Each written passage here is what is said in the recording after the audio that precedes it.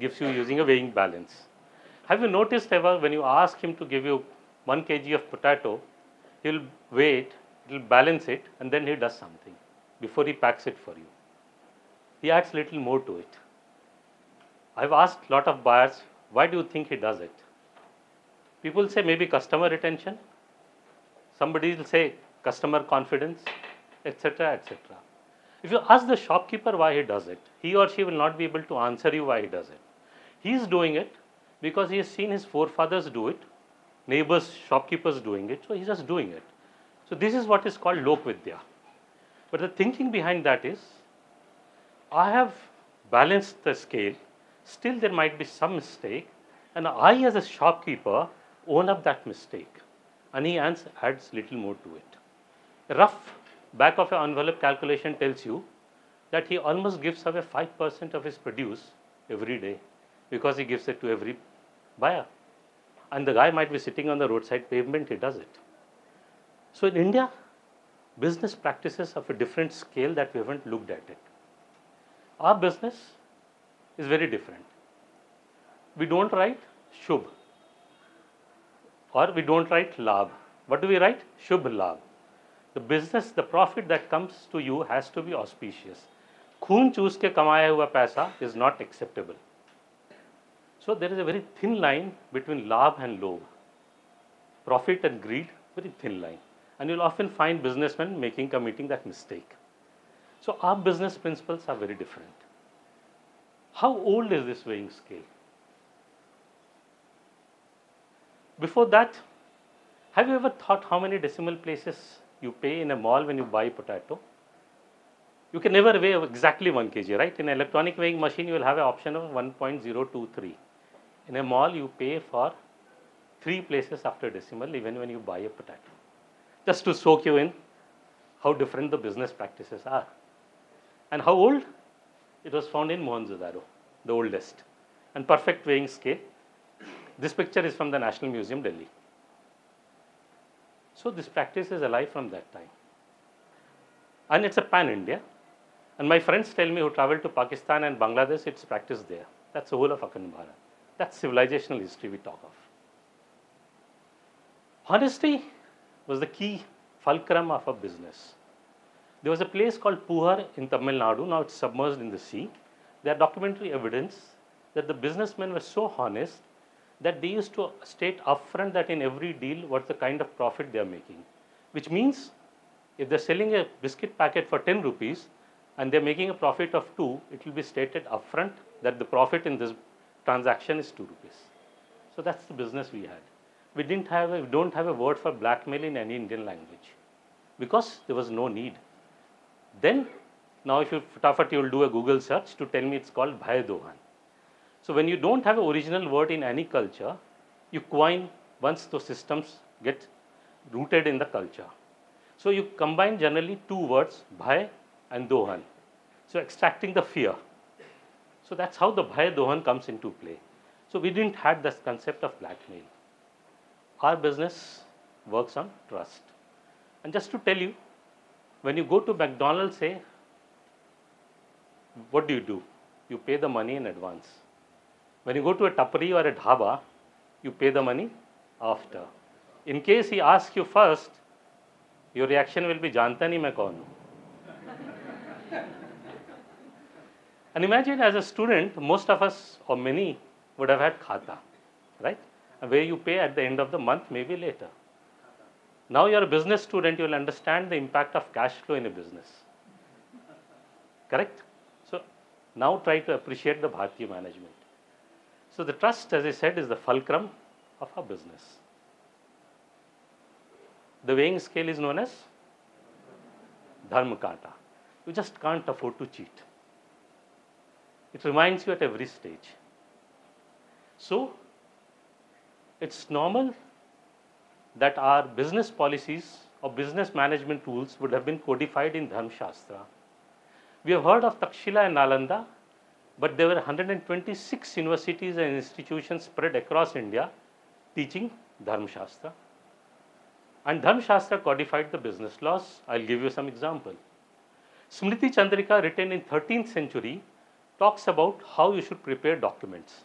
It says if you sell a property or buy a immovable property, if you are dividing the property among inheritors, you must document it because it will save you from the confusion and legal disputes. Move 5th century. Narad Shastra. You will be amazed the kind of rules he defines for summer trainees or apprentice. It defines that a summer trainee will stay in the house of the master. The master will provide him the shelter and the food. The master is bound to teach him everything. If the master doesn't teaches him properly, he will be punished. If a summer trainee runs away halfway, he will be caught, confined, punished, and brought back to learn. So, the teacher had a duty to learn, to teach. The student had the duty to learn. And I remembered after reading this that my father never went to the work. Or he didn't go to office. He always went to duty. My generation people will relate more. So, duty was a responsibility. That's how the work is. So, we don't have a concept in India of Monday morning blues. Right?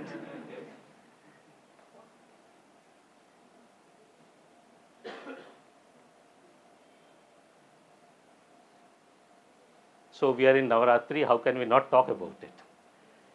And we have a country where goddess or God's eyes are very popular. Mata Durga, Bhagwan Shiv, Bhagwan Jagannath, huge round eyes. They are very important because in a shop when you go, there are danglers. They work as a last point of recall before you make a purchase. So, a murti or an eye of a Devi or a Devata in a business is not only about bhakti, but just to remind you that people are watching you, God is watching you, cannot cheat. And I must buttress my argument with a Western example. How else Indian will accept it otherwise? So in 2006 at Newcastle University in London, they did a study. So in the common room, there was a coffee vending machine, which was supposed to people to drink. There was nobody manning it, so you leave the price, number of coffees you had. It was not adequate. It means everybody was not paying. So alternate weeks, they put the picture of a flower and of an eye. And after that, they did a study. The weeks they had put a picture of an eye, the collection had gone up 3 times. So these things do work. That's Bharatiya management. If you're talking Dashahara, Navaratri, how can you forget Deepavali? Now, whom do you worship in Deepavali? Not many people recall except Devi Lakshmi. We worship accounts book. We also worship Yamraj, the god of death. We also worship Dhanvantri, the god of health, apart from worshipping Devi Lakshmi, god of wealth. If you have been reading last 2 weeks, you will realize the biggest problem that corporate world or India is facing is the health of the employee. So what does Diwali remind you? It does remind you about health, wealth and death, some realities of life. It's not only about wealth. Vishwakarma Puja, unlike Labor Day, it's not an holiday. The manager and the labor don't go separate ways to celebrate. In Vishwakarma Puja, everybody comes together to worship and have a lunch or prasad together.